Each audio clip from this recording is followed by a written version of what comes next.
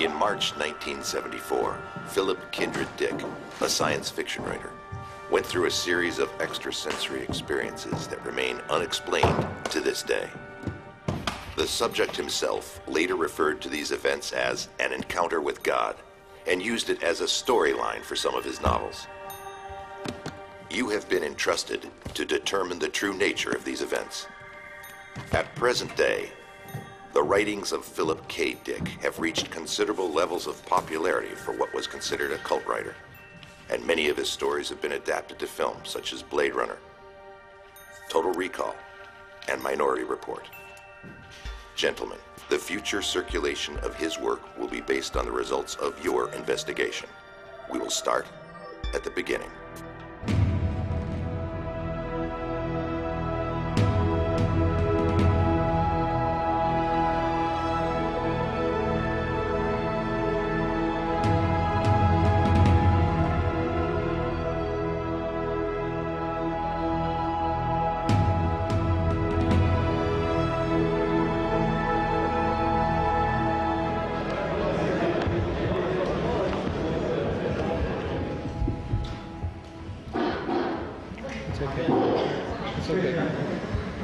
The subject of this speech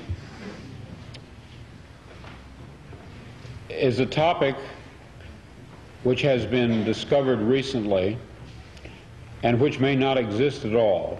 I may be talking about something that does not exist. Therefore, I'm free to say everything or nothing.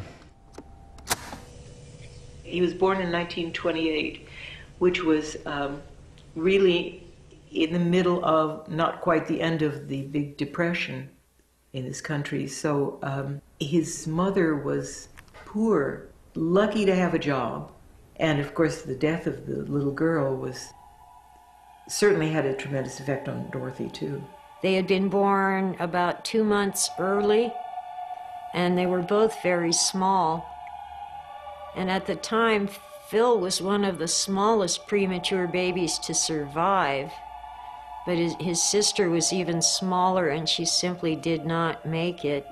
He thought that she should have lived, and he died.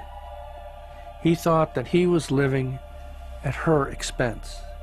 Dorothy couldn't afford very much milk for them, and Phil was always so hungry that she gave him more than she gave to Phil's sister. So Phil felt in some ways that it was his fault that his sister died. And at the same time, he developed a personality in his mind about how she would be if she had lived. And into that personality, he injected all sorts of things from what we'd call the feminine side of his personality. He actually drew her picture several times for me. But the pictures, they looked a lot like him. It was like him on a diet. He felt a connection with what might have been. And since a lot of his writing has to do with the nature of reality, I think that had a very strong effect on it. You know, what might have been. The changing information which we experience as world is an unfolding narrative. It tells about the death of a woman. This woman, who died long ago, was one of the primordial twins. The purpose of the narrative is the recollection of her and of her death. The mind does not wish to forget her. I can see him in my mind's eye. I can see him as he was then. Sick quite a lot of the time. He was a sickly boy. We went to grade school together at Hillside School in Berkeley. I wasn't aware of any mental problems, but I was aware that he was quite a strange boy, and I liked that. He lived with his mother. Dicks were divorced. The father lived in San Mateo, and Mrs. Dick, I don't think I ever saw her fully clothed and vertical. She was always resting in bed early in the evening. I only remember seeing his mother in the kitchen once, and she was making a melted cheese sandwich. And to think of it, I never saw him eat anything. And that's strange, because, you know, kids that age are eating all the time and drinking all the time. And then I saw her feed the cat sometimes, but never got into a good conversation with her.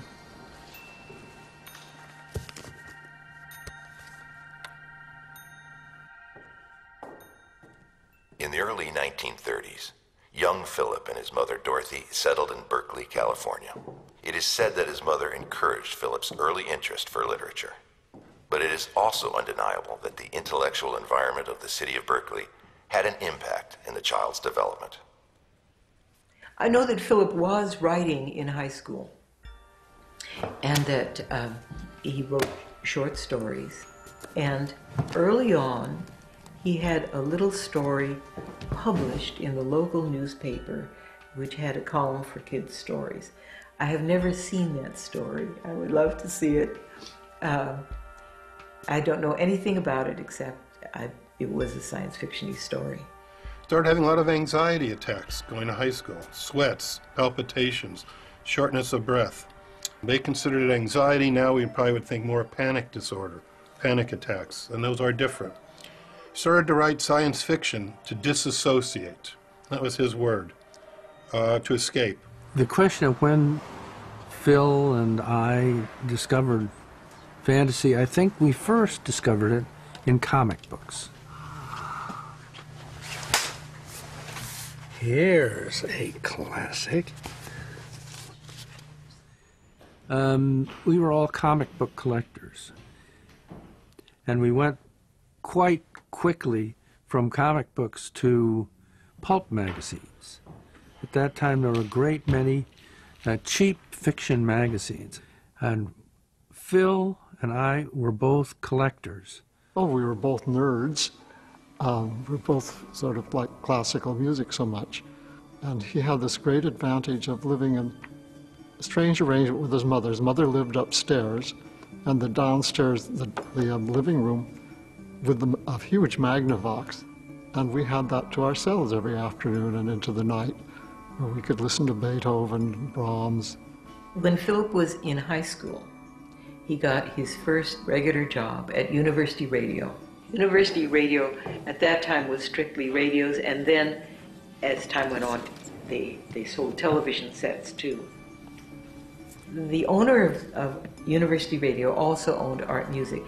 Art Music, the other store that Herb Hollis owned, was closer to the campus, the university campus, and was all records.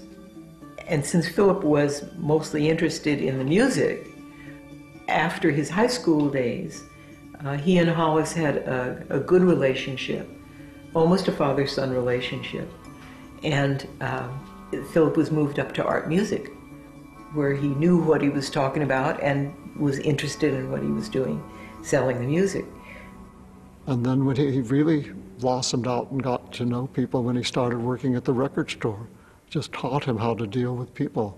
I always had the feeling he must be working in the basement because he was so afraid of them. But no, he was a good salesman. He liked people. He could pick up girls there. You know, he was married once before me. It lasted just a few months.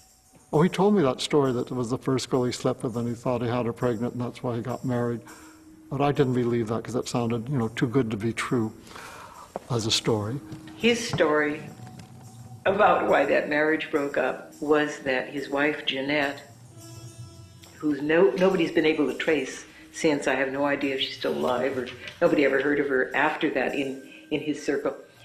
The story was that Jeanette had a brother who came to visit the apartment, and Philip had a huge record collection, and Jeanette's brother had objections to that, and he didn't think a real man should be that hung up on music, and that Philip felt that the collection was actually threatened, physically threatened, and that's why they broke up. Now, I doubt that was really the whole story, but that's the story he told.